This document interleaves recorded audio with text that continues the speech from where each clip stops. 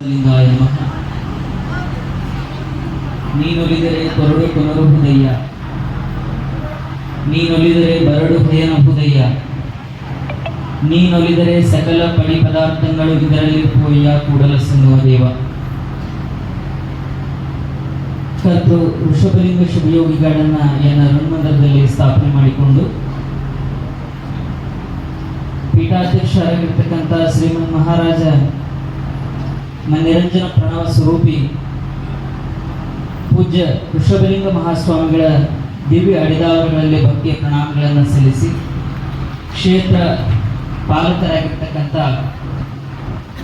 ಶ್ರೀಮನ್ ನಿರಂಜನ ಪ್ರಣವ ಸ್ವರೂಪಿ ಸಂಗಮ ಬಸವ ಪೂಜ್ಯರಲ್ಲಿ ದೀರ್ಘದ ಸಾಷ್ಟಾಂಗ ಪ್ರಣಾಮಗಳನ್ನು ಸಲ್ಲಿಸಿ, ವೇದಿಕೆಯ ಮೇಲೆ ಉಪಸ್ಥಿತಿರುವಂತಹ ಎಲ್ಲ ಪರಮ ಪೂಜ್ಯ ದಿವ್ಯ ಚರಣಗಳಿಗೂ ನನ್ನ ಶರಣಾರ್ಥಿಗಳನ್ನು ಸಮರ್ಪಣೆ ಮಾಡಿ, ಬಂಧನಾಳ, ಲಚ್ಚಾಣ, ಯರ್ನಾಳ ಹಾಗೂ ಶ್ರೀಪೀಠದ ಎಲ್ಲ ಸಕಲ ಸದ್ಭಕ್ತರು ಬಂದಿರುವಂತಹ ಎಲ್ಲ ಭಕ್ತ ಬಾಂಧವರಿಗೆ ನನ್ನ ಶರಣಾರ್ಥಿಗಳು. ಮೊದಲನೇದಾಗಿ ಏನು ಮಾತಾಡಬೇಕು ಅನ್ನೋದು ನನಗೆ ಬಳುವಲ್ಲ. ಯಾಕಂದ್ರೆ ತೊಟ್ಟದ್ದಾಗಿರುವಂತಹ ಕೂಸಿಗೆ ಏನಾದರೂ ಮಾತಾಡ್ಸಿದ್ರೆ ಮಾತಾಡುತ್ತೆ, ಮಾತಾಡೋದಿಲ್ಲ. ಅದಕ್ಕೆಲ್ಲ ಕಲಿಸ್ಬೇಕು.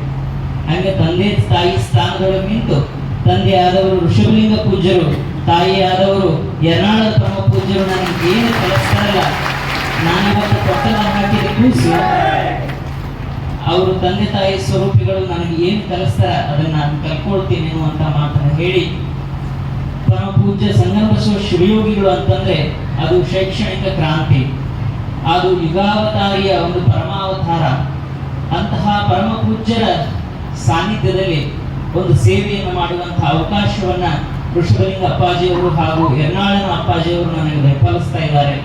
ಅಂತಹ ದೊಡ್ಡ ಪೀಠದ ಜವಾಬ್ದಾರಿಯನ್ನ, ದೊಡ್ಡ ಸೇವೆ ಮಾಡುವಂತಹ ದೊಡ್ಡ ಅವಕಾಶ, ಆ ಸೇವೆಯ ಅವಕಾಶ ಸಿಗಬೇಕು ಅಂತಂದ್ರೆ 7 ಜನ್ಮದ ಪುಣ್ಯ ಮಾಡಿರ್ಬೇಕು. ಪೀಠದ ಸದ್ಭಕ್ತರ ಸೇವೆ, ಆ ಪೀಠದ ಸೇವೆ, ಶಿಕ್ಷಣದ ಸೇವೆಯನ್ನು ಮಾಡುವಂತಹ ಜವಾಬ್ದಾರಿಯನ್ನ ನನ್ನ ಮೇಲೆ ಹೊರಿಸ್ತಾ ಇದ್ದಾರೆ. ಅಂತಹ ಜವಾಬ್ದಾರಿಯನ್ನ ಆ ಋಷಭಲಿಂಗೇಶ ಆತ ನನ್ನ ಮೇಲೆ ಕೃಪೆಯನ್ನು ತೋರಿಸಿ ಅವ ಹೆಂಗೆ ನಡೆಸ್ತಾನ ಹಾಗೆ ನಾನು ನಡ್ಕೊಂಡು ಹೋಗ್ತೀನಿ ಅನ್ನುವಂಥ ವಿಚಾರವನ್ನು ತಮ್ಮೆಲ್ಲರ ಮುಂದೆ ತಿಳಿಸಿ,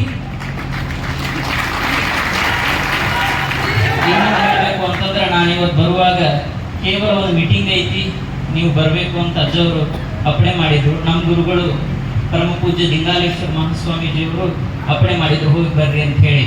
ನಾನು ಹಂಗಾಗಿ ಸುಮ್ಮನೆ ಬಂದೆ. ಆದ್ರೆ ಇಲ್ಲಿ ನೋಡಿದ್ರೆ ಬಂತನಾಳದ ಭಕ್ತ ಸಾಗರವೇ ಇಲ್ಲಿ ಹರಿದು ಬಂದಿದೆ. ಅಂತಹ ಎಲ್ಲ ಭಕ್ತ ಸಾಗರದ ಮುಂದಕ್ಕೆ ನನ್ನನ್ನು ಘೋಷಣೆ ಮಾಡಿದ್ದಾರೆ.